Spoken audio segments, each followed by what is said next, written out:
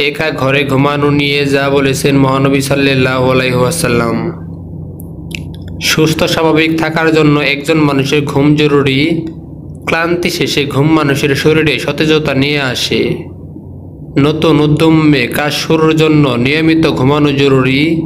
পবিত্র কুরআনে বর্ণিত হয়েছে, আর তিনি রাতকে মানুষের প্রশান্তির উপায় হিসেবে সৃষ্টি করেছেন।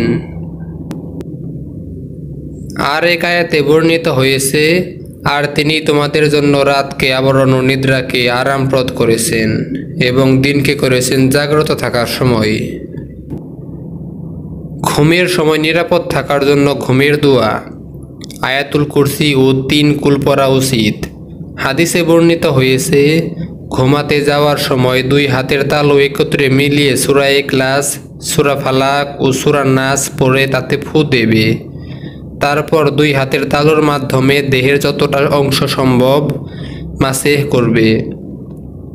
মাসেহ শুরু করবে মাথা, মুখমণ্ডল ও দেহের সামনের দিক থেকে।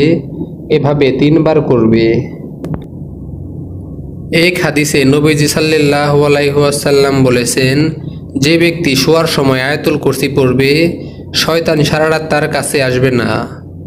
শোয়ার সময় বিশেষ সতর্কতা হিসেবে একা ঘরে থাকতে নিষেধ করেছেন নবী সাল্লাল্লাহু আলাইহি ওয়াসাল্লাম।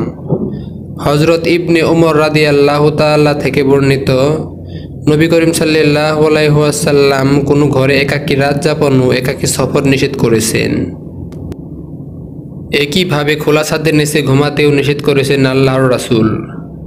নবী করিম সাল্লাল্লাহু আলাইহি ওয়াসাল্লাম ইরশাদ করেন, যে ব্যক্তি বেষ্টনীবিহীন ছাদে ঘুমালো, কোনো দুর্ঘটনা ঘটলে তার সম্পর্কে আল্লাহর কোনো জিম্মাদারি নেই।